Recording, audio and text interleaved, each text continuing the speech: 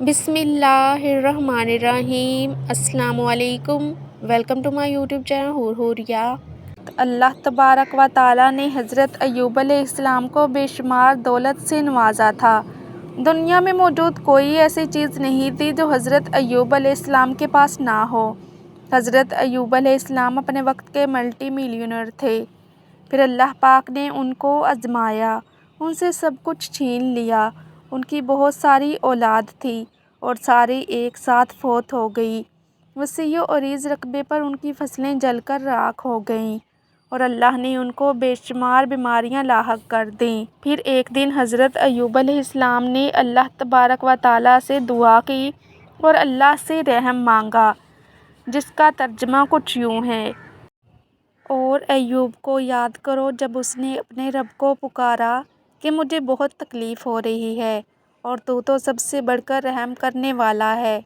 سورۃ الانبیاء آیت نمبر 83۔ اللہ پاک نے ایوب علیہ السلام کی دعا قبول کر لی اور حضرت ایوب علیہ السلام کو صحت یاب کر دیا اور ان کو پہلے سے بھی کئی گنا زیادہ دولت اور شان و شوکت عطا کی۔ ہم نے ان کی دعا قبول کر لی اور جو ان کو تکلیف تھی وہ دور کر دی اور ان کو بال بچے بھی عطا فرمائے۔ سورۃ الانبیاء آیت نمبر 84۔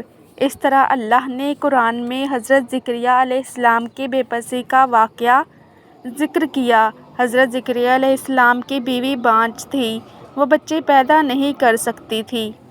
حضرت زکریا علیہ السلام بوڑھے ہو گئے، پوری عمر گزر گئی، بیوی بچے پیدا نہیں کر سکتی تھی تو ایک دن گھبرا کر اپنے اللہ سے دعا کی: یا اللہ، اب میں بوڑھا ہو گیا ہوں، میری بیوی بھی بچے پیدا نہیں کر سکتی، یا اللہ تو مجھے بڑھاپے کا سہارا دے دے۔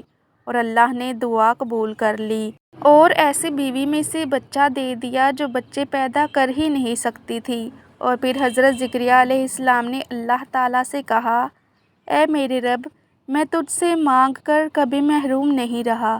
سورہ مریم آیت نمبر 4۔ جب اس نے اپنے رب کو آہستہ سے پکارا اور کہا: اے میرے رب، میری ہڈیاں بڑھاپے کے سبب کمزور ہو گئی ہیں اور سر بڑھاپے کی وجہ سے شعلہ مارنے لگا، اور میں اپنے بعد اپنے بھائی بندوں سے ڈرتا ہوں، اور میری بیوی بانجھ ہے، تو مجھے اپنے پاس سے ایک وارث عطا فرما۔ اے زکریا، ہم تجھے خوشی سناتے ہیں ایک لڑکے کی جن کا نام یحییٰ ہے۔ عرض کی: اے میرے رب، میرے لڑکا کہاں سے ہوگا؟ میری عورت تو بانجھ ہے اور میں بڑھاپے سے سوکھ جانے کی حالت کو پہنچ گیا ہوں۔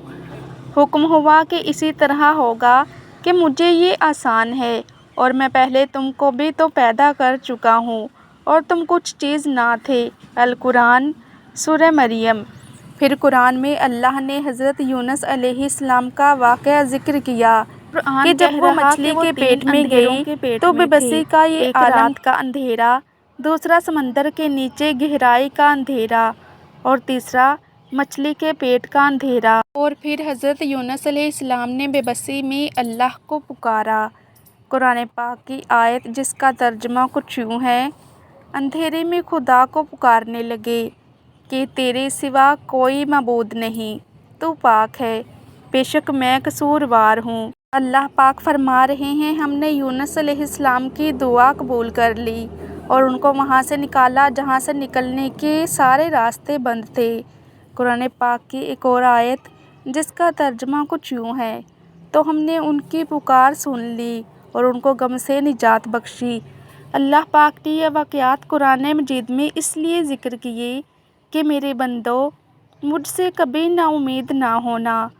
میں نے موسیٰ کو فرعون کی گود میں پال کر دکھایا، اسماعیل کو چھری کے نیچے بچا کر دکھایا، ابراہیم کو جلتی آگ میں بچا کر دکھایا، مریم کو بن باپ کے بیٹا دے کر دکھایا، یوسف کو ایک قیدی سے بادشاہ بنا کر دکھایا۔ اس لیے ہمیں اللہ تبارک و تعالیٰ سے ہر وقت مانگتے رہنا چاہیے۔ اللہ کے لیے کیا مشکل ہے؟ اللہ کی ذات تو وہ ہے جو ناکامیوں میں بھی کامیابی پیدا کر سکتی ہے۔ اس لیے اللہ سبحانہ و تعالیٰ سے ہر وقت دعا مانگتے رہیں، نہ جانے کون سا لمحہ قبولیت کا ہو اور اللہ آپ کی مانگی ہوئی تمام دعاؤں پر کن فرما دے، کیونکہ دعا میں وہ طاقت ہے جو کسی اور چیز میں نہیں۔ دعا تقدیر کو بدلنے کی طاقت رکھتی ہے۔ دعا پہاڑ کو اپنی جگہ سے ہلانے کی طاقت رکھتی ہے۔ دعا ناممکن کو ممکن بنانے کی طاقت رکھتی ہے۔ حضرت سلمان فارسی رضی اللہ تعالیٰ عنہ کہتے ہیں، رسول اللہ صلی اللہ علیہ وآلہ وسلم نے فرمایا، تقدیر کو دعا کے علاوہ کوئی چیز نہیں بدل سکتی اور عمر میں نیکی کے علاوہ کوئی چیز اضافہ نہیں کر سکتی۔ ترمذی۔ حدیث شریف میں آیا ہے، رسول اکرم صلی اللہ علیہ وآلہ وسلم نے ارشاد فرمایا، دعا مانگنا عبادت ہے۔ پھر آپ صلی اللہ علیہ وآلہ وسلم نے بطور دلیل قرآن کریم کی یہ آیت تلاوت فرمائی، جس کا ترجمہ کچھ یوں ہے، اور تمہارے رب نے مجھ سے فرمایا، مجھ سے دعا مانگا کرو، میں تمہاری دعا قبول کروں گا۔ بے شک جو لوگ ازراہ تکبر میری عبادت سے سرتابی کرتے ہیں، وہ ضرور جہنم میں داخل ہوں گے ذلیل و خوار ہو کر۔ رسول اکرم صلی اللہ علیہ وآلہ وسلم نے ارشاد فرمایا کہ اللہ تعالیٰ کے ہاں دعا سے زیادہ اور کسی چیز کی وقت نہیں۔ حضور صلی اللہ علیہ وآلہ وسلم نے ارشاد فرمایا کہ جو شخص اللہ تعالیٰ سے کوئی سوال نہیں کرتا، اللہ تعالیٰ اس شخص سے ناراض ہو جاتے ہیں۔ نبی کریم صلی اللہ علیہ وآلہ وسلم نے صحابہ کرام رضی اللہ تعالیٰ عنہ سے خطاب کر کے فرمایا، تم اللہ سے دعا مانگنے میں عاجز نہ بنو اور کوتاہی نہ کرو، اس لیے دعا کرتے رہنے کی صورت میں ہرگز کوئی شخص کسی ناگہانی آفت سے ہلاک نہ ہوگا۔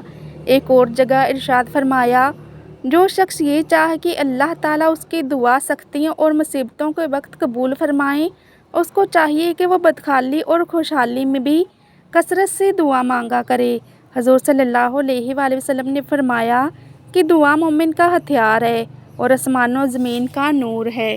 آئی ہوپ کہ آج کی اس ویڈیو میں آپ نے دعا کی طاقت سے متعلق کچھ نہ کچھ نیا ضرور سیکھا ہوگا، کیونکہ بہت سے لوگ دعا کی طاقت سے واقف نہیں۔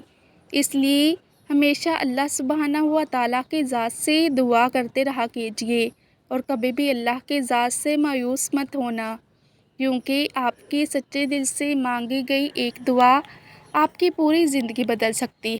آئی ہوپ کہ آپ کو میری آج کی ویڈیو اچھی لگی ہوگی، تو صدقہ جاریہ سمجھ کر دوسروں کے ساتھ بھی یہ ویڈیو ضرور شیئر کیجیے گا، کیونکہ آپ کا ایک چھوٹا سا شیئر کسی کی پوری زندگی بدل سکتا ہے۔